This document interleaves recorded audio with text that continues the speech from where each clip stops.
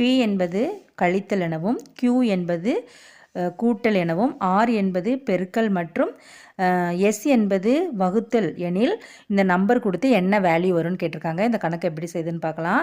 First கொடுத்துருக்கிற நம்பரை அப்படியே எழுதிக்கோங்க. என்னென்ன நம்பர் கொடுத்துருக்காங்க? 18 கொடுத்துருக்காங்க, 4 6 2 3 அதை அப்படியே எழுதியிருக்கோம். சரியா? எழுதிட்டு இந்த இடத்துல சைன் கொடுத்துருந்தாங்க இல்லையா? இப்போ B வந்துச்சுன்னா என்ன போடணும்? கழித்தல் குறியீடு போடணும். அதை போட்டுக்கோங்க. அடுத்து என்ன கொடுத்துருக்காங்க? R அப்படிங்கிறது நமக்கு என்னது? பெருக்கல் குறியீடு போட்டுக்கோங்க. அடுத்து என்ன கொடுத்துருக்காங்க? எஸ்ஸுங்கிறது வகுத்தல் குறியீடு போட்டுக்கோங்க. Q என்பது கூட்டல் குறியீடு, அந்த குறியீடை போட்டுக்கோங்க. சரியா? அடுத்த ஸ்டெப்பில் என்ன பண்ணணும்னா பிட்மாஸ் ரூல் படி நம்ம ஃபஸ்ட்டு என்ன பண்ணணும்? டிவிஷன் பண்ணணும். சரியா? அப்போது ஃபஸ்ட்டு இந்த டிவிஷனை பண்ணுறோம். 6 2ஆல் வகுத்தா நமக்கு என்ன வரும்? இந்த இடத்துல 3ன்னு வருமா? 2 6 வரும்.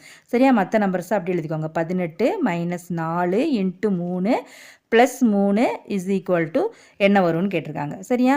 இப்போ அடுத்து என்ன பண்ணணும்? பிட்மாஸ் ரூல் படி அடுத்து மல்டிப்ளிகேஷன் பண்ணணும், பெருக்கல் பண்ணணும். சரியா? இப்போ இந்த 4ஐயும் இந்த 3ஐயும் பெருக்கிறப்ப என்ன வரும்? 12 வருமா? 4 3 12. அப்போ 18 - 12 +3 = என்ன வரும் அப்படின்னு கண்டுபிடிக்கணும். இப்போ இதில் பார்த்தீங்கன்னா இந்த இடத்துல நம்ம என்ன பண்ணிடுவோம்? இந்த 12ஐயும் 3ஐயும் கூட்டிடுவோம். கூட்டிட்டு 15 18லேருந்து 15 கழிச்சிருவோம். அப்படி கழிக்கக்கூடாது. இது வந்து மைனஸ் குறியீடா? அப்போ இது வந்து ப்ளஸ் குறியீடு. இந்த 2 நம்பரையும் தான் நம்ம என்ன பண்ணணும்? ஆட் பண்ணணும். 18ஐயும் 3ஐயும் நம்ம கூட்டினா என்ன வரும்? 21. 21லேருந்து 12 கழிங்க. 12 கழிச்சா என்ன வரும்? நமக்கு 9ன்னு வரும். அப்போ இது கரெக்ட் ஆன்சர் என்னன்னு பார்த்தீங்கன்னா ஆப்ஷன் 3ல் இருக்கிற 9 தான் அது கரெக்ட் ஆன்சர்.